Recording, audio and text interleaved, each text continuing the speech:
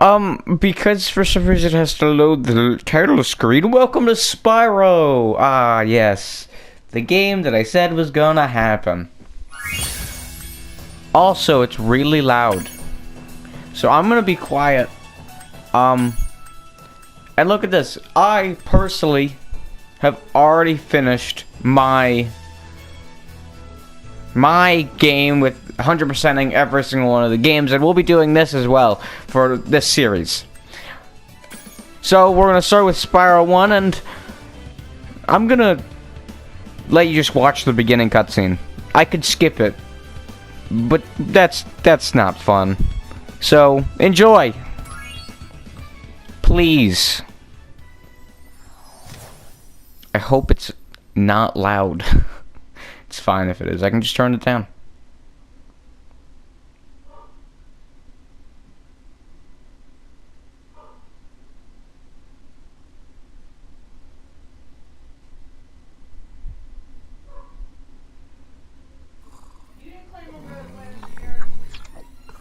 Okay, rolling.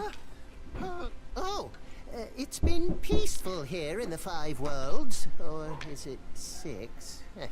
For a dragon's age, we now have 12,000 treasure, or is it 14,000? What about this Ganasty Ganok character? Now, I understand he's found a magic spell to turn gems into warriors for his cause. I'll take that question. Nasty Nork is a simple creature. Simple?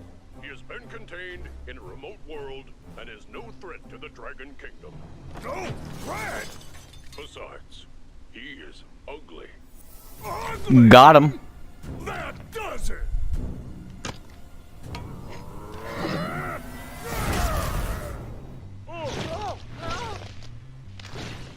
Huh? Looks like I've got some things to do.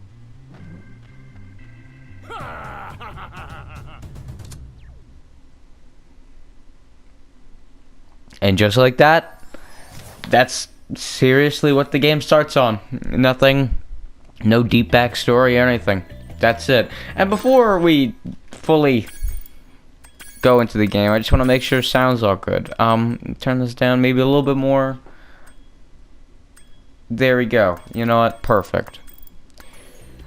And also, if you're curious, I might switch between Reignited and the original. However, I think for right now we're gonna stick with the actual stuff. Either way, let's touch this dragon and let him explain what we need to do in this game of adventures.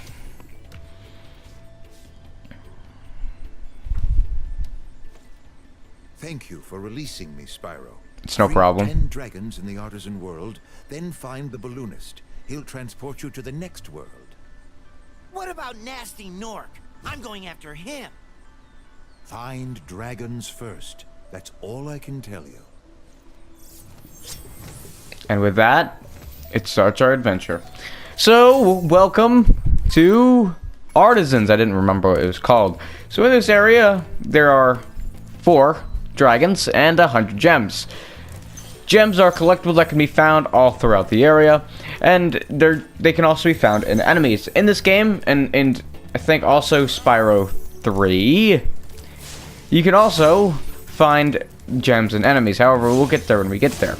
In this game, you're going to notice that we'll be attempting to get everything in this game, as I have said once before. So for getting everything in the beginning areas, they're pretty easy overall, and you'll notice that these videos are going to probably have at least like 2 or 3 of the worlds in them. This game is going to go pretty quickly, I think, out of all 3 of them. So yes. Also, there is this thing called skill points. If I press triangle here, it does give us a few skill points. This is a unnecessary collectible thing. It's a whole thing. Basically, the idea of it is, once you do these, then you get to see concept art for the game. However, I will not be showing that off because this is just a lot to do. I actually was the only game that I did this on my own account, so don't worry if you feel like you're missing something. I'm also missing something technically. So we're just gonna explore Artisans for a bit and maybe, you know, get everything in it. Hello, Argus. Cool flash. Do that again. The Artisan's boss is through a portal in the Dragon Mouth, but you are not yet ready, Spyro. First, you must complete one of the other Artisan lands. So every world has its own boss, so we'll get more into that in a little bit when we actually have to fight him. But funny story about that boss is that I beat the entire game and didn't fight that boss. That's true. I got so far, I actually beat the entire game, discovered that I didn't have 100% left, and I thought, what did I miss? And then I realized I missed an entire boss fight. And the only reason I was clued into that was because I missed, because of concept art. That legitimately, that was the only thing that led me to realize that I missed something. Spyro, press the jump button twice to glide. And don't be afraid. Afraid of what? Falling from high mountain peaks? Plummeting into prehistoric glaciers? Oh, that. That could be scary. It's yeah, I think this game is really good, and you're gonna see and understand my opinions of why I like this game a lot as we move on throughout all three of the Spyro games. There isn't any DLC you need to know of because this game doesn't have any DLC, and it's overall pretty much just playing Spyro 1. It's a really good game, and I'm just gonna say this now just to get it out of the way. If you have not played Spyro 1, 2, or 3 and you want to play them, I'd buy this game and play it. They're all great games. I wanted to play this game since it was announced, but yeah, now I really am happy that I did, because now I have this experience of one of these classic games, and it's so good. It's the same type of remaster that Crash Bandicoot was, but I feel like these are a bit longer and a bit more time consuming, which allows for a little bit more content, which is always great. Other than that, we only need side roll. I didn't know about that. So we only need about 27 gems now. Actually, make that 26. And again, these beginning areas are going to be really easy. It's just collect everything. Delbin. Where's Nasty Nork? I'll torch him. Keep your horns on, Spyro. You have much to learn first. Do you know what the dragonfly following you is doing? Yes. His name is Sparks, and he's helping and protecting you. Keep an eye on him and see what I mean. Okay, see, he explained Sparks, but he didn't fully explain Sparks. So Sparks is my health meter. It can take about 3 hits before it disappears. It is yellow, then it is green, and then it is blue, I believe. I believe that's the order in which it goes. Once you get hit once it's blue, then, well, it disappears, and that's your last hit.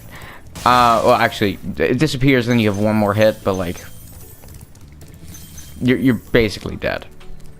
Overall, I would say, don't really worry about that. You're not going to die all that often in this game, or at least for now, you're not going to be dying all that often early on.